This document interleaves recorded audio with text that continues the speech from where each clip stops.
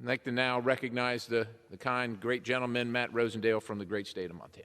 Thank you so much to our tremendous chairman of the Freedom Caucus, the tip of the spear for this body, the conscience of the conservative movement here in Washington, D.C., and I'm proud to stand here with you to be a voice for life today.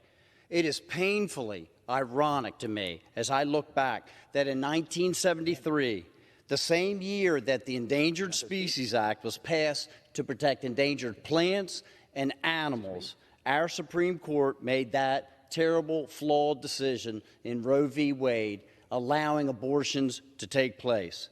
Now, I don't know how many wolves or how many bears have been saved since 1973, but I can tell you that 63,000 children have been killed. 63 million children have been killed since that day.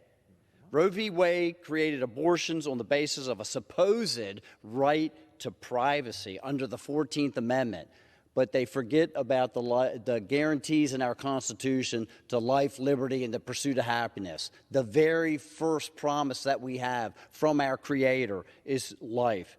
The Dobbs decision would suspend the federal protection of abortions and finally return this question back to the states. So when we leave here, after this decision is finally released, and we all are very optimistic that it's going to overturn Roe v. Wade, let us not rest, folks. Let us not rest. We are still going to have to go back to our respective state legislatures and give them the support and give them the guidance that they're going to need to make sure that they protect the lives of the unborn.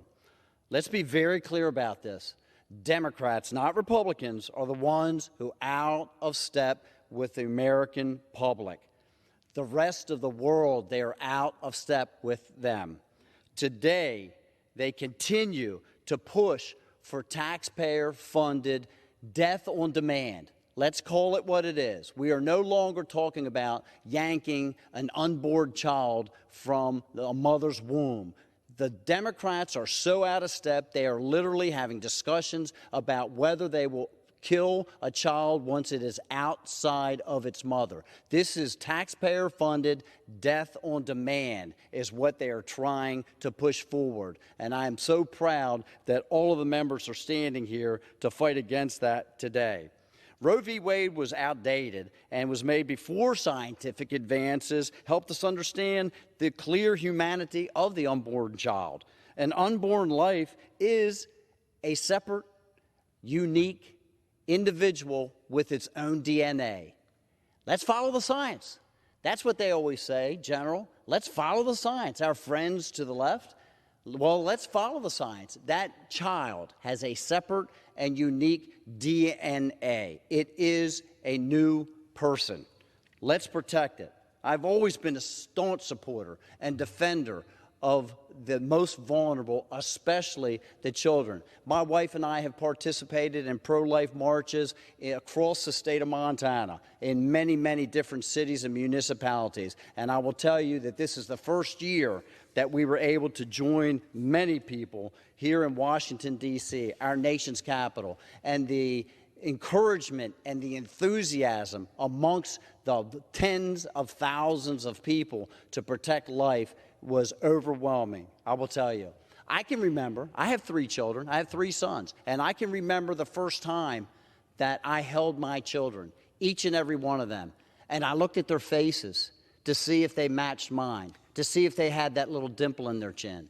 I looked to see if they had all 10 of their fingers and 10 of their toes. And then I will tell you that I thank God that each one of them was a healthy human being that He had gifted to my wife and I, and gave us the responsibility to nurture that child. I now have the experience of doing the exact same thing with a granddaughter, to look into her face and see this precious individual and look at my son and my daughter-in-law and know that this child is dependent upon them for safety, for food, for protection, and know that they're going to do the exact same thing that I have been blessed to be able to do with them. Every life is precious. Not perfect. Every life is precious, and that's what we need to remember today. And we have an obligation to protect each one, healthy, imperfect, or infirmed. And I pledge to you, God as my judge, that I will do that just as long as I'm able to take in air and breathe.